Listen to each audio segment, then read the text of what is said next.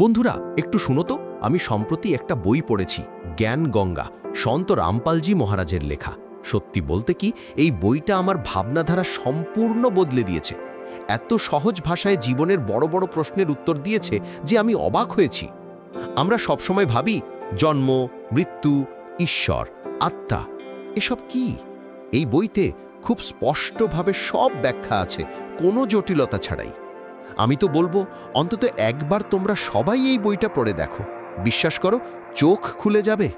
জীবনের মানে, সত্য জ্ঞান আর শান্তি সবকিছু এক জায়গায় পাবে। পড়ার পর তোমরা নিজেরাই অনুভব করবে কেন এটা এত গুরুত্বপূর্ণ।